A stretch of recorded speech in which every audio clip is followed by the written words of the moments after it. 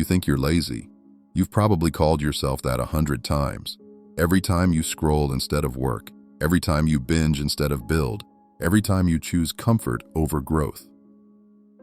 But what if I told you that you're not lazy at all? What if the real problem is something far more sinister, something that even the greatest warrior in history spent his entire life fighting against? Miyamoto Musashi, the man who won 60 duels to the death and never lost a single fight, discovered a truth about human weakness that will completely change how you see yourself. And 99% of people will never understand what he found. But before I reveal what Musashi discovered about mental slavery and how to break free from it, I ask that you subscribe to the channel, like this video, and activate the bell to receive our new content. Because what you're about to learn will shake everything you thought you knew about yourself. Let me start with something that's going to sound brutal, but stay with me because this is where everything changes. You wake up in the morning and immediately your hand reaches for your phone. You tell yourself you'll just check for 5 minutes, but 45 minutes later, you're still scrolling. You know you have work to do. You know you have goals to achieve. You know you should be building something meaningful, but you can't seem to move. You sit there, frozen, watching other people live their lives while yours passes by. And then the voice in your head starts. That familiar voice that says, "I'm just lazy. I lack discipline. I'm weak. I'll start tomorrow." Sound familiar? Here's what Musashi understood 400 years ago that neuroscientists are only now confirming. You're not lazy. You're chemically hijacked. Your brain has been turned into a slave, and the chains that bind you are invisible. Let me explain exactly what's happening inside your skull right now, because once you see it, you can never unsee it. Inside your brain, there's a chemical called dopamine. Now, most people think dopamine is just the feel-good chemical, the reward hormone, but that's not the whole story. Dopamine is actually the anticipation chemical. It's what drives you to seek, to hunt, to pursue. And here's where it gets dark. Your brain doesn't care whether you're pursuing something meaningful or something meaningless. It just wants that dopamine hit. And modern society, with all its infinite scroll feeds, its autoplay videos, its instant notifications, has hacked your dopamine system so completely that you've become addicted to activities that give you nothing. Think about it. Every time you get a notification, your brain releases dopamine. Every time you see a new post, dopamine. Every time you start a new video, dopamine. Your brain is getting constant tiny hits of this chemical, and just like any addict, you need more and more to feel satisfied. But here's the devastating part. The more your brain gets used to these cheap, easy dopamine hits, the harder it becomes to do anything that requires sustained effort. Because real achievement, real growth, real work, that requires you to delay gratification. That requires you to push through discomfort. And your hijacked brain screams at you to stop, to go back to the easy dopamine, to scroll just a little more. This is what Musashi called mental slavery. He didn't know about dopamine, obviously, but he understood the principle perfectly. He saw men all around him who were slaves to their impulses, slaves to immediate pleasure, slaves to comfort. And he realized that the difference between a free man and a slave wasn't about physical chains. It was about who controlled the mind. A slave's mind is controlled by external forces. A free man's mind is controlled by himself. And right now, your mind is not your own. It's been colonized by apps designed by some of the smartest engineers in the world, whose entire job is to keep you addicted. Every feature, every notification, every infinite scroll, every autoplay, it's all engineered to keep you trapped in the cycle. And the worst part? You don't even realize you're trapped. You think it's a choice. You think you can stop anytime. You think you're just being lazy. But it's not laziness, it's slavery. Now here's what makes this even more insidious. Your brain has two competing systems. There's the limbic system, the old primitive part that seeks immediate pleasure and avoids immediate pain. Then there's the prefrontal cortex, the evolved part that plans for the future and delays gratification. In your dopamine-hijacked brain, the limbic system has become so overpowered that it drowns out the prefrontal cortex completely. Every time you try to focus, your limbic system screams, "No, this is uncomfortable. Go back to the easy dopamine."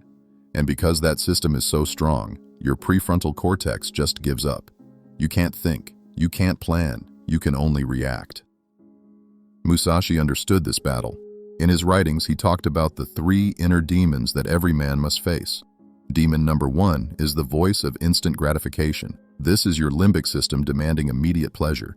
It's the voice that says, just one more video. You can start later. This demon is fed by every cheap dopamine hit, and the more you feed it, the stronger it becomes. Demon number 2 is the voice of avoidance.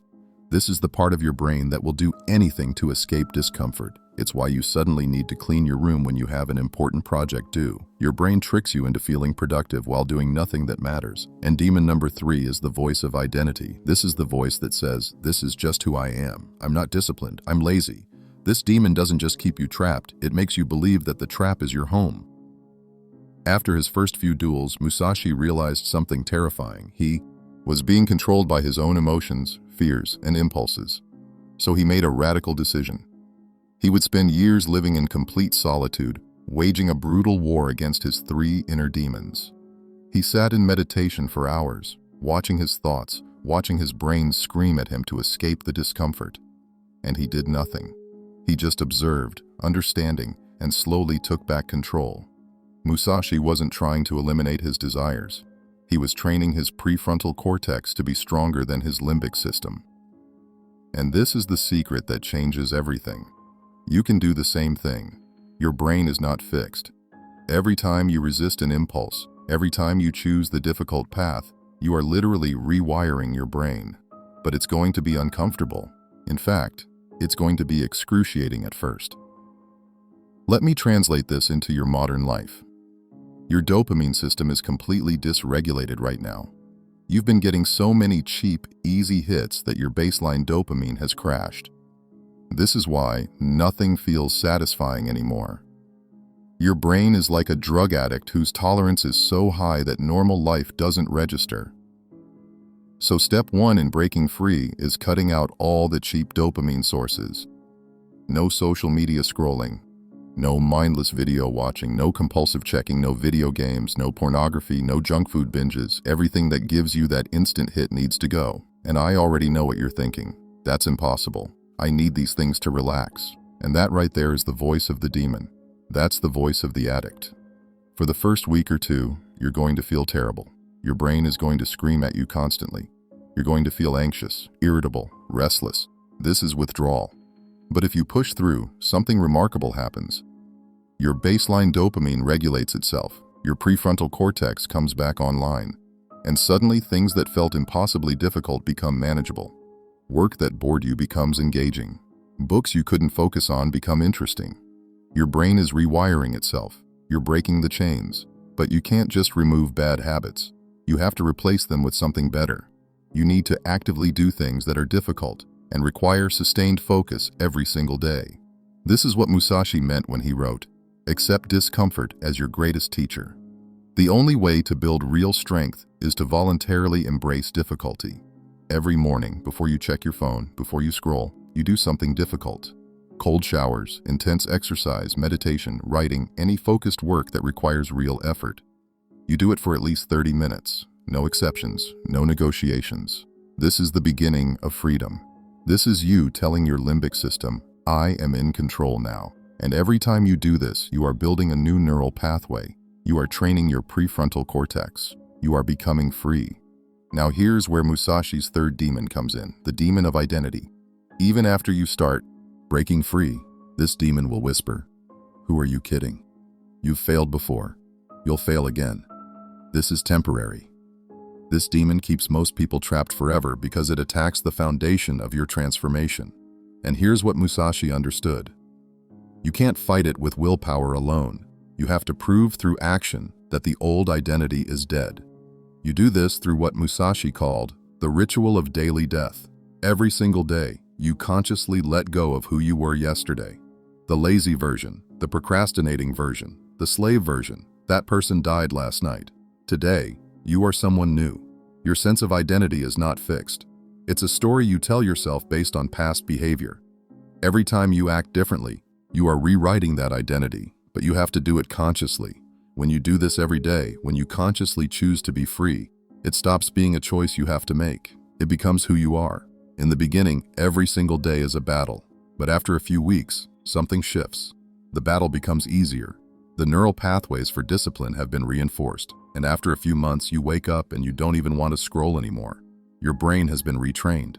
The things that felt like torture now feel rewarding.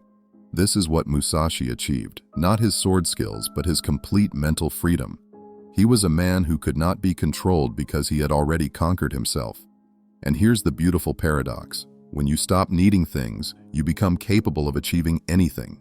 When you stop being controlled by your impulses, you become unstoppable.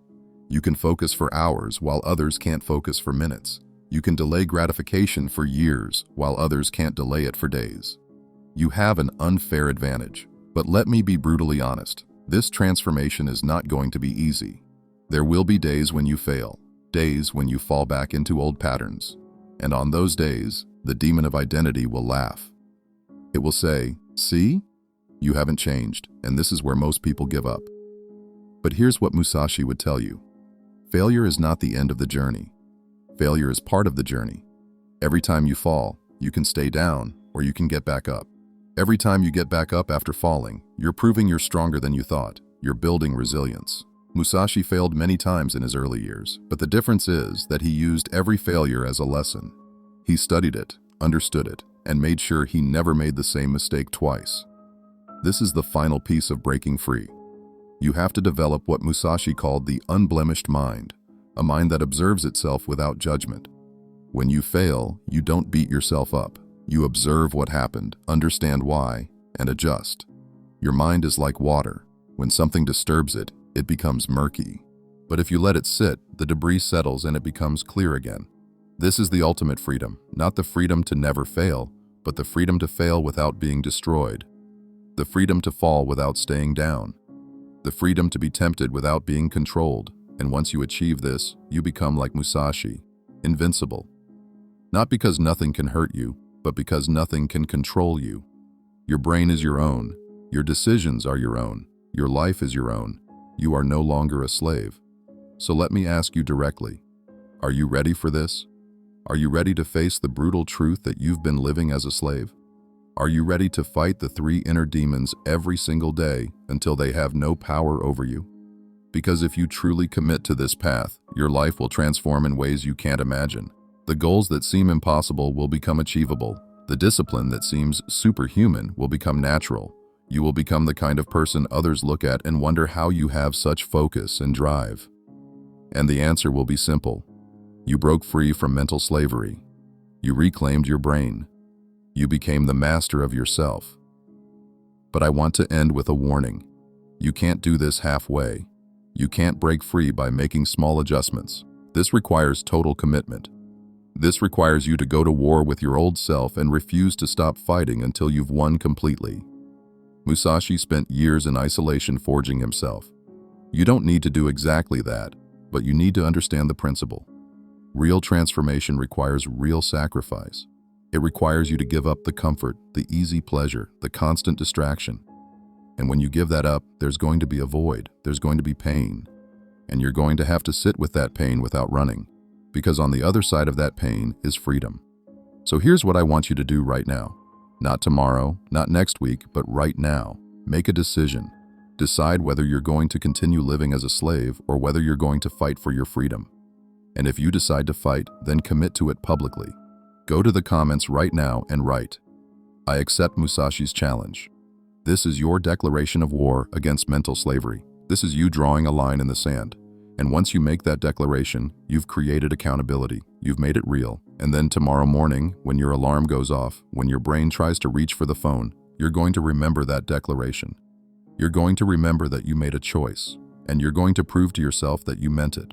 Subscribe to this channel right now if you're ready for more brutal truths about strength, discipline, and freedom. Because every week we bring you the lessons of the most powerful men in history, the men who refused to be slaves, the men who conquered themselves. And always remember this final truth from Musashi. The path of strength is the path of solitude. But at the end of this journey, you will not be alone. You will be complete. You will be free. You will be invincible. Not because nothing can hurt you, but because nothing can control you. And that is true power. That is the secret way out of mental slavery that Musashi discovered 400 years ago. The question is, will you have the courage to take it?